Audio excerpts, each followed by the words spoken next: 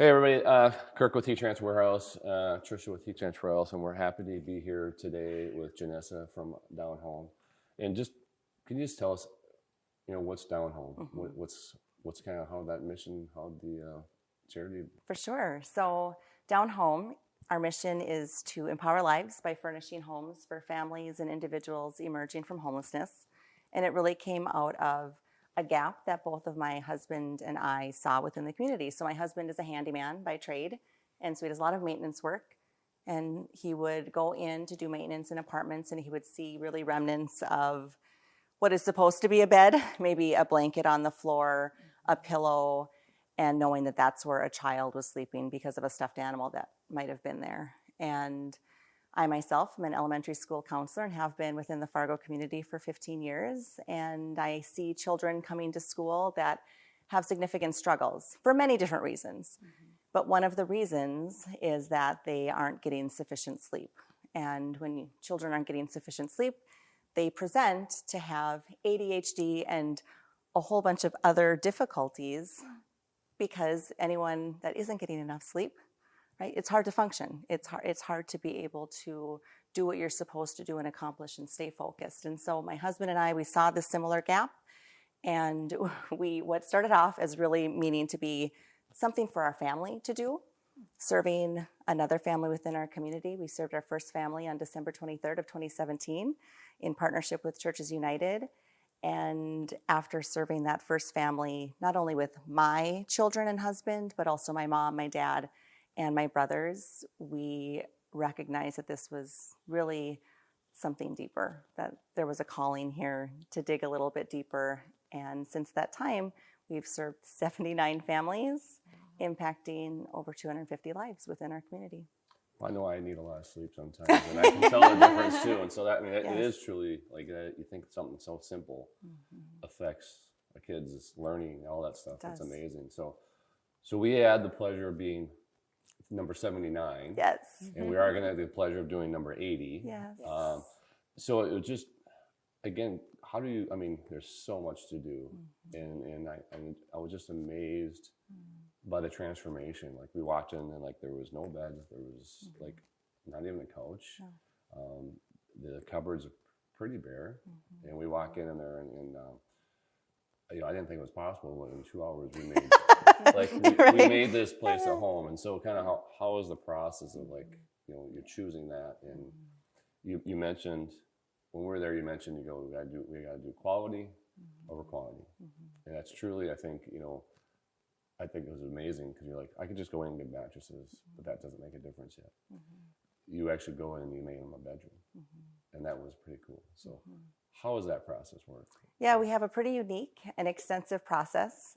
Part of it is in partnership with the many other nonprofits within our community that serve the families that are emerging from homelessness. So we partner with Churches United, YouthWorks, Fraser, YWCA, so on and so forth.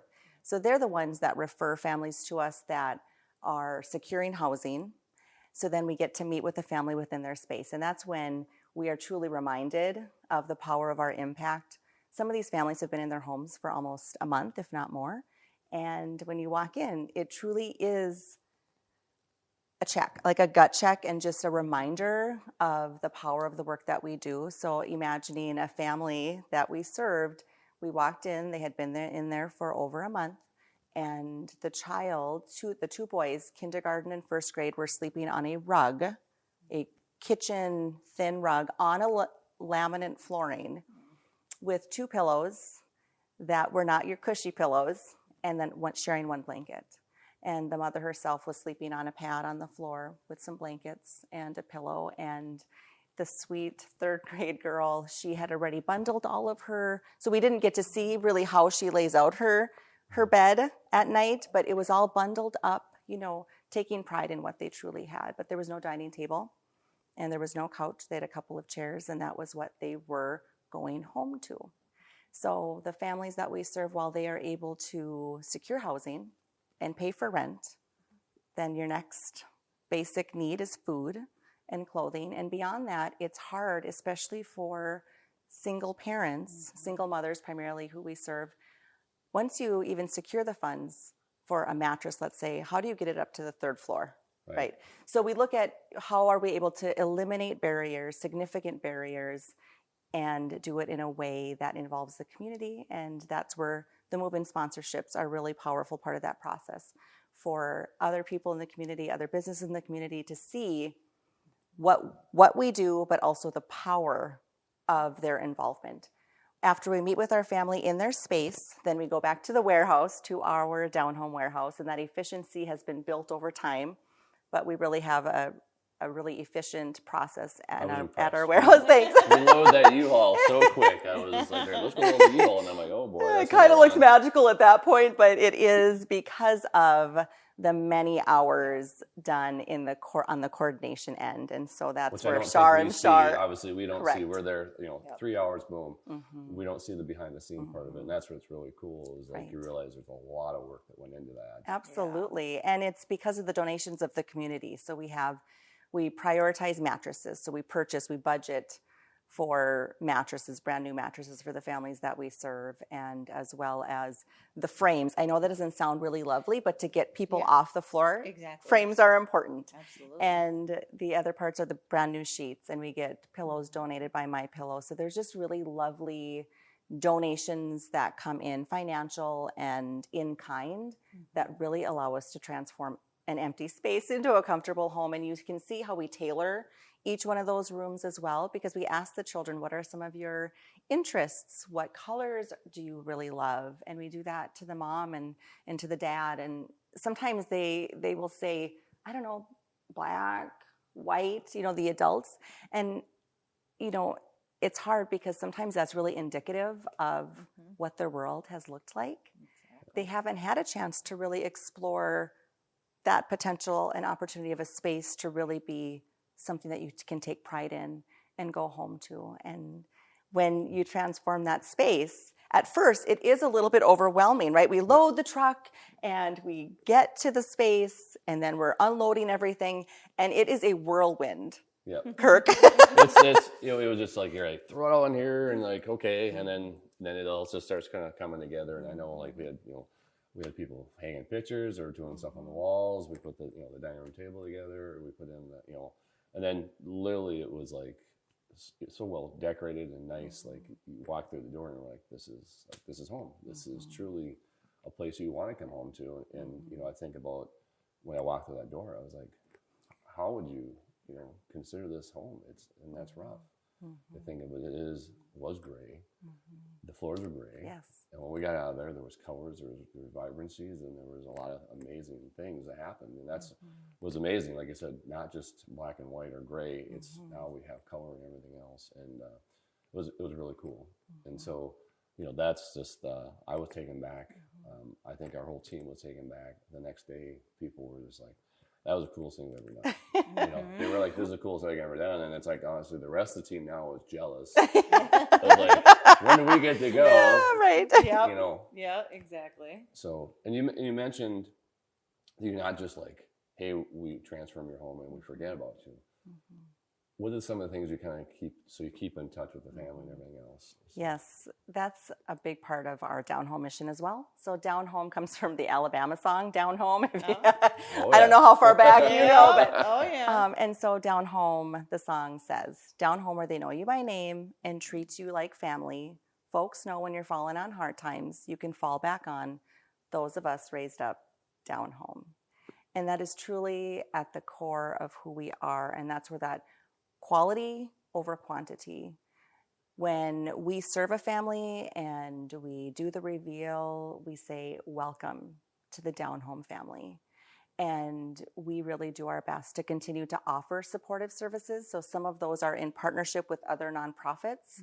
So we have Box of Balloons, for instance. So when the children's birthdays are coming up, we can fill out an application and deliver a beautiful birthday package so that the parents can be the hero of their children's story and have a birthday party. We have other businesses that have continued to support us. So Sparklight, for example, they are donating a year's worth of free internet for our families. That's a significant barrier for many of our families. So the family that we served, she said, yep, I'm on actually she had already linked into Sparklight for their month's worth of free internet. But then she was able to transition that to a year's worth. And eliminating that barrier, that financial piece as well, so that truly the family can continue to stabilize. We also offer our down home Christmas. So those families that we've served in the current year will all get a Christmas tree package and birthday gifts. And in addition to that, the families that we've served previous years, they get a nice kit of, baking, so cookie baking kit and books and other items that allow them to really start family traditions within their own space. And then there's other opportunities as well, but it really is striving to continue to offer opportunities as the community continues to offer them to us. And that's so important, like traditions. And I think about too, like the internet, kids that don't have internet truly are at learning disabilities. Right. And that's so important today. You wouldn't think today, especially in today's world, like internet is so important. So having that available, you just think like to be able to look up stuff from assignments, do your work and everything else. I think like our kids are like, they're using it all the time. That's how they learn. Correct. So that's really taking a learning thing out of their hands. And it makes them at a disadvantage. So that's really cool that, they can get internet and all that other stuff on there.